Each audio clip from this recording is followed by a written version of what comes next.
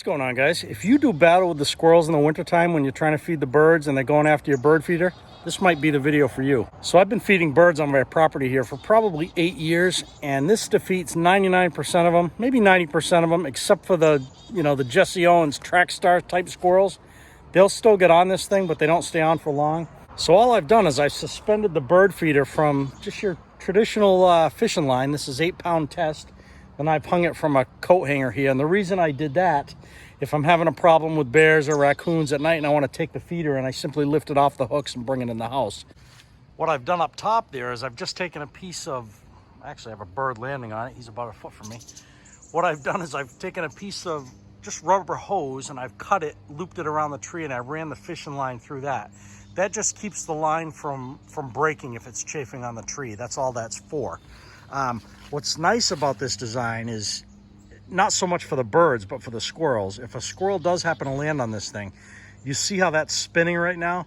It'll spin like a top with the more activity that it has on it. And if a squirrel does manage to get on it, they usually get ejected pretty quick. But I want to say all last winter, I hung this thing for probably 5 months. If I saw 2 squirrels on that, it was a lot.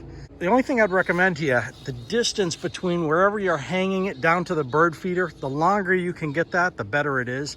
Because I've actually seen squirrels sit up here on this branch, and what they'll do is they'll sit there and they'll eyeball that feeder, they'll eyeball that line and try to figure out a way to scale it. So the longer you create that distance, probably the more unappealing your bird feeder is. Also, you want to keep it off the ground enough so that the squirrels on the ground who have a good vertical jump can't jump up to the feeder.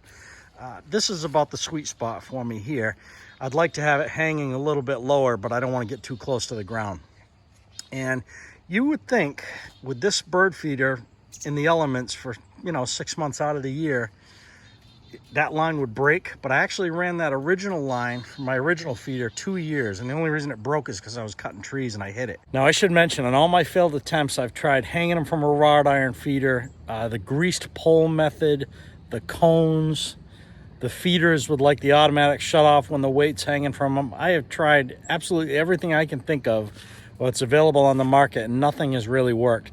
Now, I'm not sure anything's entirely squirrel proof because they are just determined buggers, but this has worked the best out of anything so far. So if you're at your wit's end, give it a shot. See you guys.